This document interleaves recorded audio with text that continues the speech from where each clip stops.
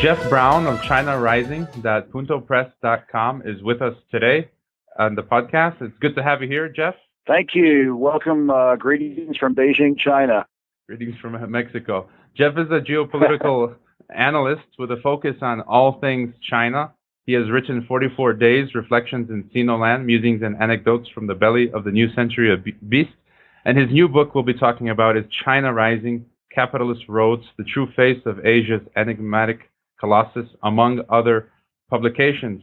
Now, people can check out the biography on your website, which is extensive. But you were born and raised in America. You joined the Peace Corps, like myself, and then you took off into... All right. Yeah, I was in Mongolia. You were in Tunisia, I think, right? Yeah, no, and RPCV, we're brothers. Yeah. And then afterwards, you went to numerous countries. You learned numerous languages, a bit like myself as well. And in 2010, you went back to China. So could you tell us what was it, or what is it about China that attracts you?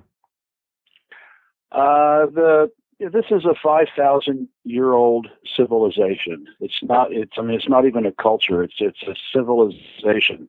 And we can talk about Western civilization and Chinese civilization. And China's is the longest continuing existing civilization. It has an amazing history. And I feel like I grew up in the United States, and as I wrote about in my introduction and China Rising, I grew up in the late 50s, early 60s, with the atomic bomb, a threat from the Soviets and the Red Chinese and the Red Commies and the Red Russians and patriotism and all that, and I now I realize I was extremely brainwashed. But I wanted to, in moving back here, I really wanted to, for the first time in my life, look at the world and look at the perspective of world history through the eyes of the Chinese people. And that's what I've been trying to do since 2010 with my writings and interviews and books, etc.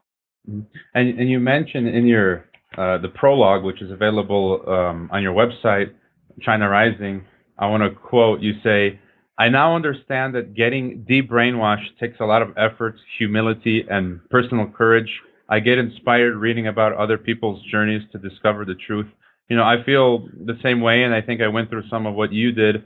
Can you tell us a little bit about the brainwashing you had to extricate yourself from? The first problem is that Westerners are completely, I would say, 99% of them are completely oblivious to the fact that they are brainwashed. I call it the Great Western Firewall, and as a spinoff of the Great Firewall of China. People talk about the Great Firewall of China and how we have no freedom over here and all this other bunk. And so I spun that off and called it the Great Western Firewall. And when I go, and I love my family, I love my friends, and when I go back to the United States, but they really live in a bubble. They are completely isolated and completely manipulated by, Edward Bernays, style propaganda, and Neil Postman wrote a great book, amused to death, or being amused to death, or he talked about, people talk about, China, having Orwellian control. He was saying that in the West, we are under Huxleyan, Aldous Huxley, a Brave New World kind of control. And so in the United States, it is all done through, the commercial, commercials and TV, radio, entertainment. It's very, very highly manipulated, very highly controlled, very highly followed and tracked and massaged and pushed by the powers that be. Whereas over here, we know that the control of the press and the media is the Communist Party of China. And when I talk to Chinese, they know that their press is under the control of the Communist Party. But if you go to, if I talk to my loved ones in the United States and friends, they don't know that their press is being manipulated. They think they have a quote free press, and it's not. It's the press in the United States, the television, the radio, the print media is infested with CIA type, non-official covers, even paid journalists. This is all now out in the open, and so that's the big problem. And I had to get over that. I mean, even when I got here in 2010, I still thought that the New York Times and The Economist, were cutting edge journalism. Now I realize, after being over here and really starting to study it, now I realize, that they're the Economist and the New York Times and the BBC and PBS. I mean, they're no different than CCTV or the People's Daily or any other media here in China. It's all the same. It's just how and who is doing the control. Here it's directly government, and in the United States it's the banks, the CIA, the national security, the Joint Chiefs of Staff, et cetera, who are doing it through commercialism. And that's one of the things that fascinates me the most. As you say, in China, the people are aware. Here in Mexico, where I am as well, people are aware of what the Mexican government does. And even with my own family and other Americans, the thing that fascinates me the most is this psychological grip that the U.S. Government and media have on Americans. And I just can't believe, how they just don't get it, even when you put the evidence right in front of their face. Absolutely. Yeah, I try. Hopefully people will be tempted to read China Rice. It's going to upset a lot of people, because it is basic. It is it's about 2/3 of the book is about China, Chinese history, Chinese politics, Chinese, the Communist Party, pre-49, the century humiliation with colonialism and imperialism over here, and then the Mao era, the Deng era, and now what I call the Xi era. But about 1/3 of the book is about the West, looking at the West through the eyes of the Chinese. And the long and the short of it is that when you scratch below the surface, they don't like us, and they have every right not to like us, because all they see, is 500 years of brutal colonial imperial exploitation. And they were the direct victim of that from 1839 to 1949 with the Opium Wars and all the Europeans and the Japanese, camped out here until Mao Zedong liberated the country. So I did try to include that in the book. That's what got me. What pulled the scales off of my eyes was my willingness to put down my defenses and say, what do the Chinese really think about us? How do they really see us, as a civilization? And it's not pretty, and it is very, very, very ugly, and quite frankly, psychopathic. And I've done lots of research on genocide and exterminations, and the Chinese, the Western press, Mao Zedong during the Great Leap Forward, killed 30, 40 million people. Well, he didn't kill them. There was a horrific drought while they were trying to collectivize. But even the Chinese admit that 17 million people. I take an average of 25. There's anywhere from 17 to 40 million. So I take an average of 25. And at the time it was, 4% of the population. Well, I can go back, and I've done all kinds of research. The British, Dalrymple, the great, Indian historian, estimates that the British over 300 years killed between 1 billion and 1.5 billion people in Southeast Asia, in Southern Asia and Southeast Asia. The great, the crown jewel. The French, exterminated 9% of the Vietnamese population with an enforced famine. This was in the 1940s. The British were killed, millions of people, 8 or 9 million people in Bengal, even up into the 1940s with a forced famine. The British, slaughtered a couple of million Irish. The potato famine was not an accident; it was a legislated genocide to exterminate the Irish. This was done by the British. So whatever the Chinese or the Russians have done, that first off, if they did anything, they did it to themselves, and they didn't do it to other people, to other races. Mm-hmm. And it is an absolute infinitesimal speck in proportion to the heinous crimes that the West has perpetrated. Even the most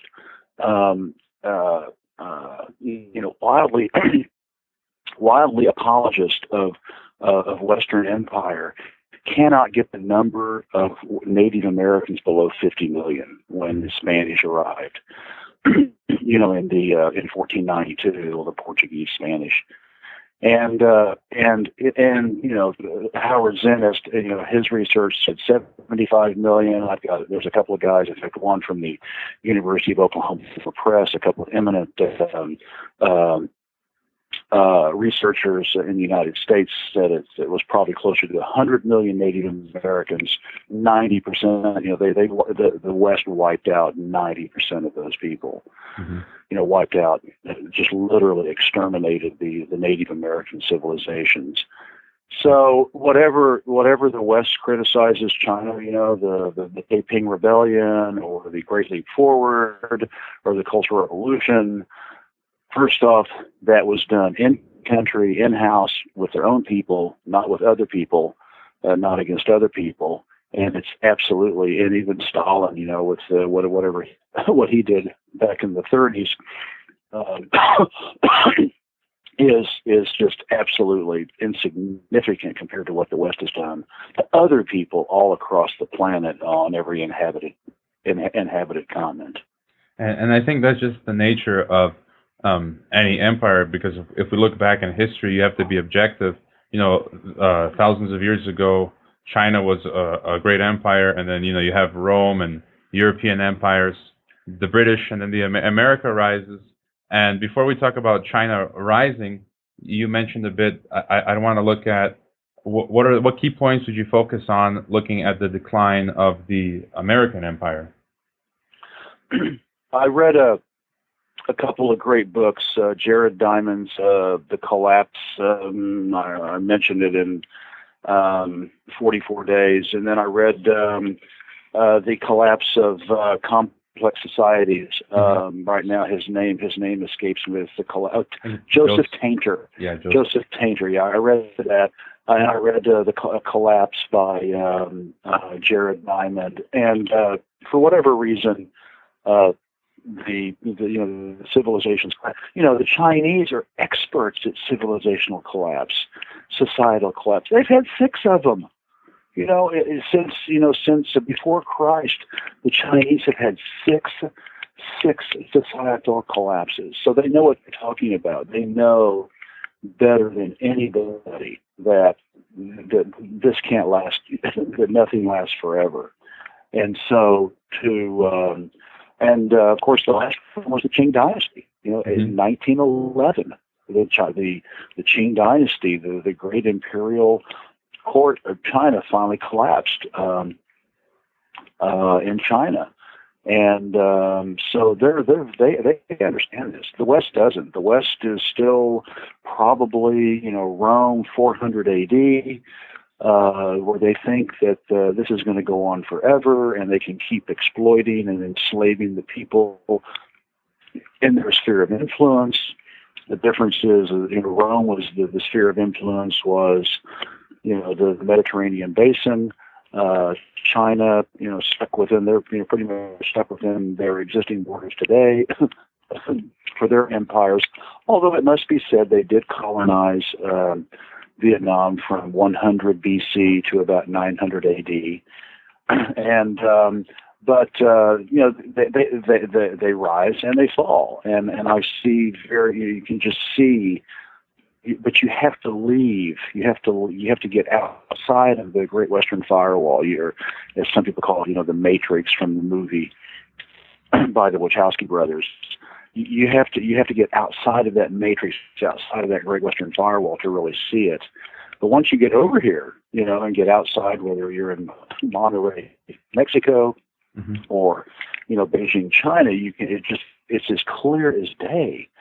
But Westerners are so busy being entertained with movies and Twitter and music and MTV and games, and it's just they're too busy being basically brainwashed to look, and even if they look, they have to really dig below the surface to find it, and that's hard to do, as we both know. And you write also, you say what you learned, that you cannot wrap your head around the popular notion of China's rise without also recognizing Western colonialism's imperial past and ongoing decline. So, I mean, right before talking about China rising, how does America's decline and imperialism factor into or enable China's rise? How do you see the transition from America, and where do you think America is along the line of this decline? Well, one of the things that China has done in spades, and they actually have the the financial clout to do it, is they looked at the Western method of imperial control, and what the West has done brilliantly, especially the British, is whenever they have had to cede control of an area that they couldn't keep, they always implant an anti-China, an anti-India, an anti-Ireland, an anti-Korea, an anti-Vietnam, and they have been doing this, and it's been brilliantly successful, much to the misery and at the cost of millions and millions and millions of lives. Ireland was one of the very first ones. Northern Ireland. The British were able to hang on to Northern Ireland, to have that. To leave that on the island of Ireland, which is rightfully Ireland's, and so they've got an anti-Ireland, parked right on Irish soil. Pakistan, the division of India in 1947. The Raj, demonically and deviously, worked to split India, so that there would be religious and political disharmony and discord in what was then the crown jewel of the British Empire. South Korea creating an anti North Korea. And then, China, Taiwan, 1949, which was fostered and protected and promoted by the United States, and that's a huge anti-China. And then, of course, the mother of all of them is, the anti-Muslim, the anti-Middle East, Israel, which started in 1917 and culminated in the creation, in my opinion, illegal creation of Israel in 1948, and you can see the horrific effects of the existence of Israel on the Middle East today. And it just Vietnam, 1950 to 1975, South Vietnam, and to poison the wells. This all goes back to the days of the Greeks and et cetera, where if they were going to lose a territory, they would chop up a bunch of bodies and dead animals and dump them in all the wells, so that they would poison the wells, so that when they left, well, at least they're not going to get to, use what, we had to give up. And this is exactly what the West has been doing, and now for 500 years. And so the Chinese are pretty observant people, and instead of chopping up bodies and creating hegemonic poxes on other countries, what China has done is it's doing it legally.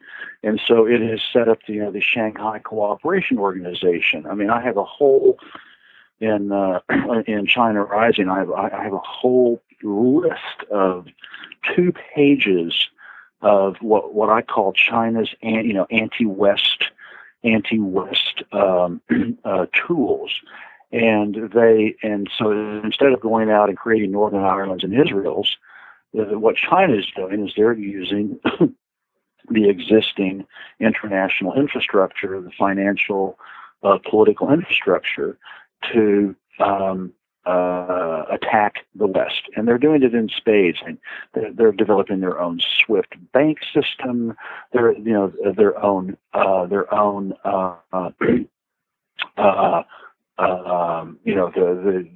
internationalizing the renminbi, the Silk Roads, the economics, BRICS, the New Development Bank, the Asian Infrastructure Investment Bank.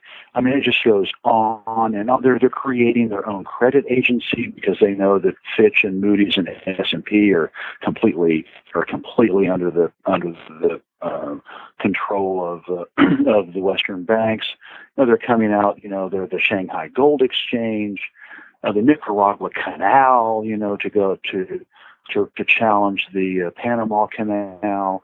It's just, the list goes. Did you know that now the second most widely used a bank card in the world is Chinese? That the UnionPay has now surpassed MasterCard.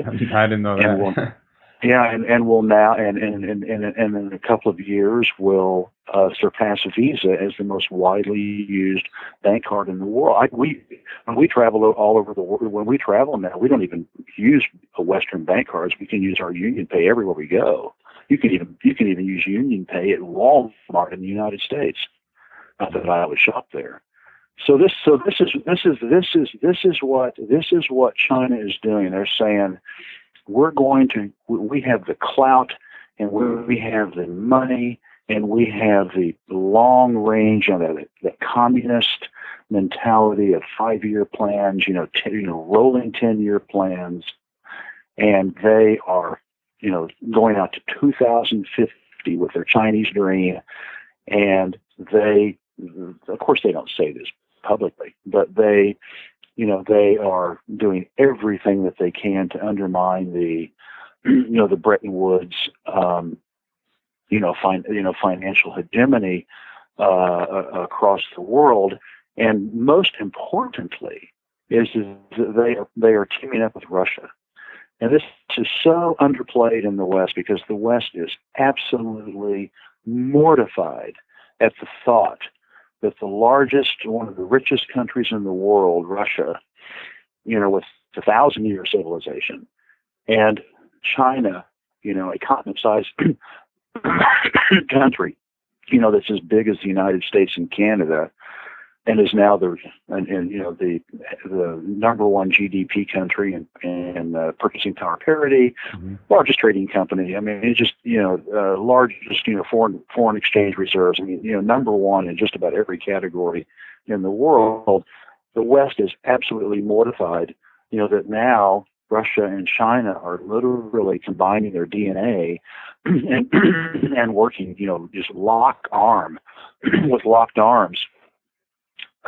Partnering together with the Shanghai Cooperation Organization, with the Eurasian Economic Union, and you will see the Russia's CSTO, their equivalent of NATO, combining with the SCO, and with BRICS, the R in BRICS is Russia, Brazil, India, South Africa, and China. And so this is the reality. And although I would, maybe you and I would both like for American empire to fall tomorrow. One thing I learned in my reading and research, it doesn't happen overnight. Mm-hmm.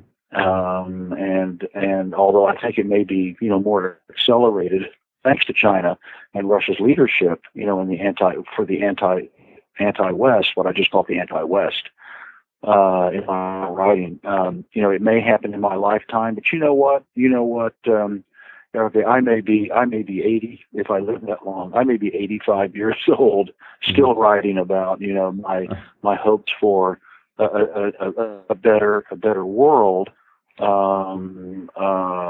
the United States may, and NATO and what I call Euranglo-land may still be terrorizing and exterminating people all across the planet. It takes decades for an empire to fall. We were talking about that today in the class about China and revolutions and this transition of empires, and I found it interesting when students asked me, if America loses its influence and China rises, how would that affect us in Mexico? And I thought it was interesting that it would be actually a benefit, even for me as an American living in Mexico, because the drug, as you mentioned, the British were running the drugs to China in the Opium War. That's part of the blood of empire, drug traffic. And of course, and well, it hasn't changed now. Heroin, the CIA, and heroin in Afghanistan, and right. The Golden Triangle, and cocaine, and in Colombia, and in Central America. I mean, that's all U.S. government. Right. That's the CIA. They're running that. I mean, that's their business. Right. And so that's their black budget. and they ask, and so the same thing. The American empire is the source of the drug problems that we are experiencing here in Mexico. So then if you just think about it, if the American empire loses some of its economy and power, that would actually be beneficial to us in Mexico, because we'll have less problems with the drug trafficking, and China traditionally doesn't interfere with other countries. And so it would actually be a good thing for Mexico, although the negative part would be the economic aspect. I don't know your thoughts there. Well, when the dollar as the world's reserve and trade currency, slowly slips. I mean, this is what happened to Britain after the Boer War. I mean, that was the beginning of the downfall of the British Empire. Was the Boer War. It literally bankrupted the Exchequer in London, and then of course World War I and World War II just finished them off, and so Britain basically went into a huge decline, and then the United States, in fact, in China Rising, I even have a chapter on the history of currencies going back to the Dutch florin. And the Italian florin, going back into the 1400s, and they all last about a couple hundred years, and the reserve currency, and then they finally decline. And but now with the when the Italian florin collapsed, whatever year it was, the 1600s or whatever. It was felt in Italy and maybe in their surrounding trading partners, but now with the intense integration and the horrific globalization that has brought the world's environmental standards to its knees. With that global integration, when it happens with the U.S. dollar, there's going to be a lot of misery around the world. But it's a pain that's going to have to be accepted, and because the benefits, the upside is so great on the other side that it's going to have to be worth it. It's going to be kind of like we're going to go into a worldwide recession/depression, but hopefully 5, 10, 15 years later, with a new world, with a new world leadership of China, Russia, BRICS, the ALBA in South America, CELAC in South America, et cetera. That we will finally have some peace and harmony on planet Earth, which we have had little or none of since Western Empire started in 1492. Mm-hmm. And it's funny, in the 90s, the Wolfowitz doctrine folks, the neocons, they had what they call the Project for a New American Century, which seems to be failing. And then I guess we're talking about the Project for a New Chinese century, the new Silk Road. And what you were talking about. Let's call it multipolar for a new multipolar century. For new Eurasian century. There you go. And so what you mentioned, though, it's interesting, and maybe you can tell us about, from your personal experiences on the street. When I have Americans visit us here in Mexico, I ask them all, what's the situation economically in the States? And everyone hands down tells me, cost of living is up, the taxes, inflation, that, forget it. The middle class is gone. And then now I have a Chinese coworker, and I asked them right before our talk right now, and they were telling me something interesting. They have a son that they've been living here in Mexico, but they had a son who a few years ago did not like the idea of going back to China and living in China, and they thought very poorly of it. And now this son, they tell me, just returned from Shanghai, and they want to go back, the young man, and he's saying they're describing the situation in China as colorful, thriving, and the way they were describing it to me sounded like America in the 1800s, when the Germans and the Irish and the Italians were all going to America, and it was this happening place to be. So on one hand, I'm getting a feeler from the States that it's not so good, and then on the other hand, I'm hearing all this news about China, like, thriving. What are your thoughts on that? Well, your Chinese friend is absolutely right. I'm sorry, Washington, but Beijing is where it's at. I mean, this is the most powerful city in the world, and the Chinese Communist Party is the most powerful political entity in the world. I mean, it is the tail wagging, the Western dog. And it's really, that's been true since 1949. I mean, every American policy has been dictated. The Korean War, the Vietnam War, Tibet, Xinjiang, Taiwan. I mean, everything. Japan. Tens of thousands of troops. All up and down. The Pacific. Theater. All of this is the Great Russian. The Great Soviet-Chinese split. This has all been to contain China, and so China is the West's obsession, and it's pathological. It's pathological, and it's cost American and European taxpayers billions upon billions upon billions of dollars, thousands of lives, tens of thousands of, well, if you want to count the Vietnam War. Millions of lives, even the Korean War, millions of locals died, and so, and now, in spite of all of that, the Chinese, the Communist Party of China is still in power, stronger than ever, managing the world's biggest economy, and this is a happening place, and what you just said is very instructive. We came over here in 2010. Our older daughter had just graduated from high school, and we're very happy for her. She just got married a year and a half ago, and she's in the United States and getting a master's in social work, which is very un-American these days. And so she's doing very well back there. But we had our younger daughter who came over here with us, and she was in the 9th grade, and she just graduated this last spring. And she had offers, football, soccer scholarships all over the United States. She doesn't want to leave. I mean, she's going to school here. And she said, "This is my home. This is my," she's learning. She speaks fluent Chinese now and reads and writes fluent Chinese. She doesn't want to leave. She's going to get her degree here. And And you know, there is a buzz and there what I call white noise. There's just this white noise everywhere you go in China. There's just this feeling that, you know, that things are moving. And what your friend said is absolutely, you know, anecdotal. Poll after poll, not Chinese polls. We're talking Gallup and Pew.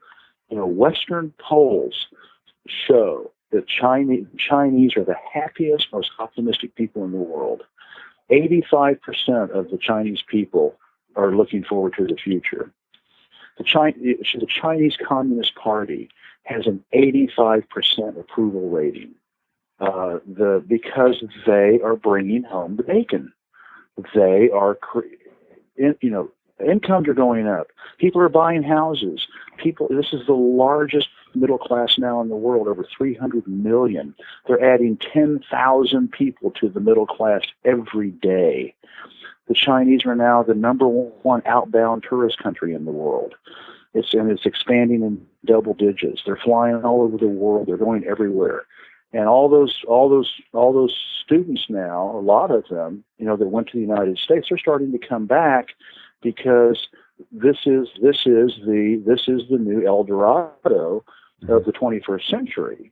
And the difference is, is that instead of those Germans and Irish, you know, going out and slaughtering Indians, and later actually Chinese with the Indian Removal Act, where there was actually an ethnic genocide of Chinese in the late 1800s, instead of those white, you know, racist Europeans slaughtering everything in their sight, you know, to create that optimism and to create that, you know, it's easy to feel, you know, prosperous when you steal everything for nothing, and the Chinese are doing it, and they're not having to exterminate, you know, millions of people and commit genocide on entire civilizations. That's the difference. Mm-hmm. So they're doing it right. They're doing it honestly. You know, the West likes to trump up, the Chinese are colonizing Africa. Well, you go to Africa and you talk to the Africans. Would you rather work with the United States or Europe, or would you rather work with China? And 95% of the time, they want to work with the Chinese because the Chinese actually are trying to help them. Of course, they want to make money, but they are much more inclined to make it a win-win situation, building hospitals, roads, you know, dams, electrical, you know, power plants, et cetera, railroads, ports, you know, infrastructure to help the people over there. And yes, they're going to buy their iron ore and their diamonds or whatever, their bauxite or, you know, their lumber, but at the same time, they are actually trying to help the Africans and the South Americans to better their lives, which the Western Empire never did. It was always just, you know, plunder, pillage, rape, and extraction and exploitation. There was no give. It was all take. And what does or what would the world have to fear from a potential Chinese empire, do you think? Nothing, because the Chinese do not have, it's not in their DNA. It is literally not in their DNA. You know, of course, Mao was a fiery revolutionary. You know, he and Lenin, you know, were sort of at the apex. Well, we can throw in venerable, you know, Fidel Castro. You know, these, you know, Che Guevara. These guys were, you know, revolutionaries first, and they changed the world. And, you know, Mao, you know, was you know, although the Chinese didn't do nearly as much as the Soviets did in trying to spread, you know, communism around the world, you know, Mao talked about it a lot. But other than that, I mean, he is an historical anomaly. Other than colonizing Vietnam from 100 BC to 900 AD, which the Chinese now truly regret because now the Vietnamese hate it. And in the tributary system, you know, for millennia, you know, China was the most powerful country in the region, and as long as the Koreas and the Vietnams and the Japans and the and the Mongols, etc. As long as they paid tribute to the Chinese throne, the emperor, there was peace and harmony. And people talk, they want to criticize the tributary system. Well, how many wars have happened over here? Not many, really. I mean, when you compare it to what's happened in the West, the 30-Year War, the 100-Year War, the War of the Roses, it's just non-stop slaughter. World War I, World War II. And so the Chinese, there was a famous explorer back in the 75 to 90 years before Christopher Columbus, mistakenly thought he was in India. Zheng He, he was a great sailor for the Chinese. Made numerous trips into Indonesia, India, the coast of Africa, the coast of Arabia, with boats that dwarfed the Santa Maria. I mean, these boats were as big, they were like the Titanics of their day. They could hold 1,000 people. He had armadas. The Chinese had, gunpowder. The Chinese, they were so advanced.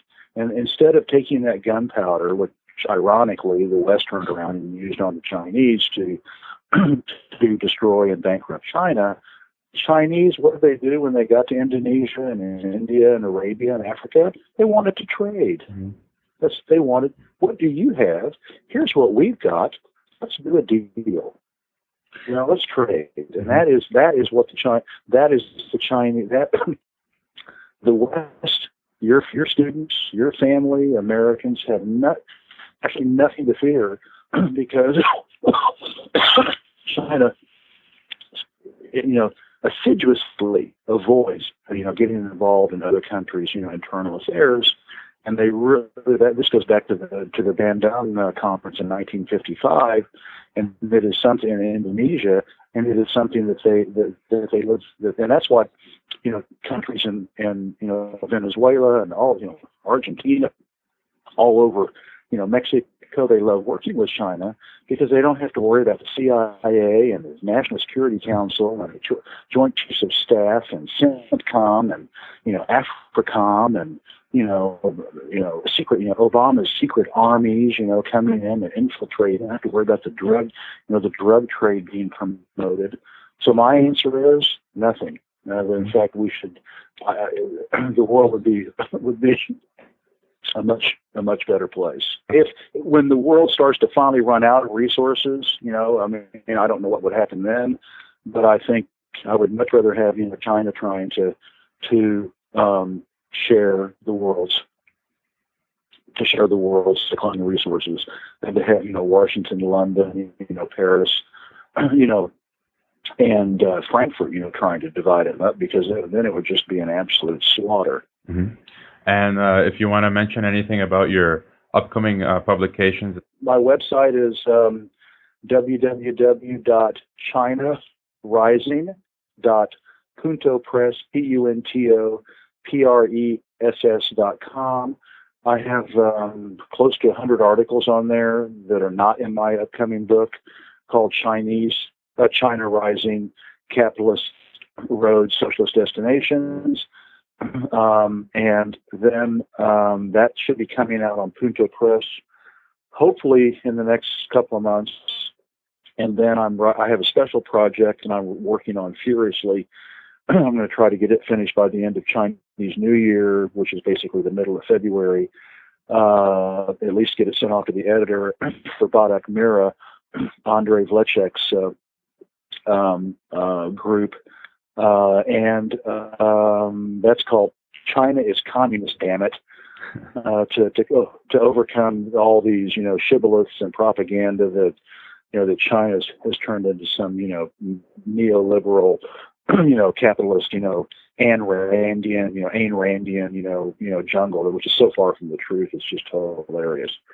So I'm writing that, and that has kind of put off my other project, and that is Red Letters, the Diaries of Xi Jinping. I'm doing my first fiction and historical fiction, and I've been doing hundreds and basically thousands of hours research into Xi Jinping, President Xi Jinping, who I have tremendous respect and admiration for as a national and world leader.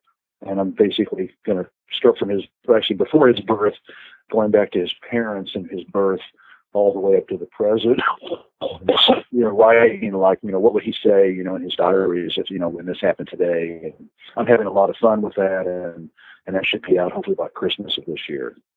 Okay, well, and then I also do interviews and continue to write. I write for the Greanville Post, dispatch from Beijing, and then I write for the Saker. This is all on my website with links, and that's called the Moscow Beijing Express. I write an article there about once a month. So I'm a busy guy. I also teach Chinese kids full time. So I'm a busy guy. Well, but you are too. You're a teacher too, and you yeah. also stay busy with this with your journalism. Yeah. Well, thanks for the time. And thank you. I really enjoyed this.